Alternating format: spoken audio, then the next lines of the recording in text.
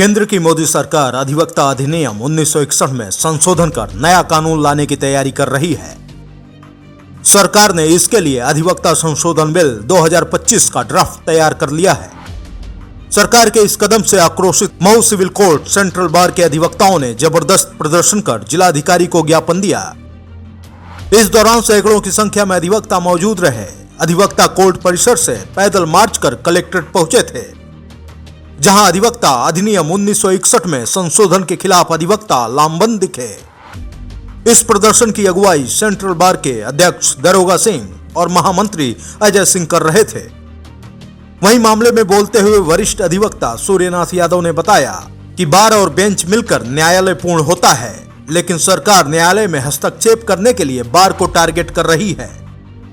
इसलिए सरकार अधिवक्ता अधिनियम 1961 में संशोधन करने की तैयारी कर रही है। यह संशोधन वकीलों की स्वतंत्रता पर सीधे प्रहार है, जिसे किसी भी सूरत में बर्दाश्त नहीं किया जाएगा। इसके खिलाफ हम आगे बढ़कर अपनी लड़ाई को लड़ेंगे जब तक कि सरकार अपने फैसले को वापस नहीं ले लेती है। सेंट्रल गवर्नमेंट द्वारा अधिवक्ता अधिनियम में संशोधन की जो प्रक्रिया चल रही है, वो कुछ बिंदुओं पर बहुत ही भ्रामक और खराब है। अधिवक्ता हित में नहीं है, न समाज हित में है। किसी भी ये सुनने में आ रहा है कि जो अधिवक्ता किसी अपने वकील की केस हारेगा तो उसे अधिवक्ता से पैसा वसूलने का अधिकार हो। किसी भी मुकदमे में दो पक्ष होते हैं, एक पक्ष की ही जीत होगी। तो मुझे नहीं समझ में आता कि वहाँ के अधिवक्ता परिषद जो उनके समिति में है केंद्र सरकार की, वो कौन सा राय दे रहे हैं और कौन सी व्यवस्था लागू कर रहे हैं। उन्होंने जो अभी नई दो किताबें जारी किया है, BNS और BNSS, उसमें प्रक्रिया को सुरक्षा संहिता बना दिया।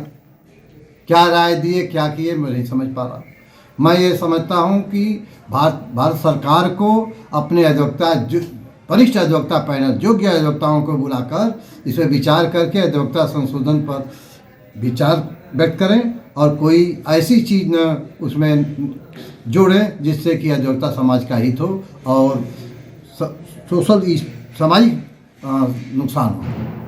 अगर नहीं मांगे मानी जाती हैं तो क्या होगा? मांगे मानी जाएगी तो हर बार काउंसिल के और हर जिलों के अधिवक्ताओं ने जो फैसला लेंगे, मऊ के अधिवक्ता भी उसमें शामिल होंगे।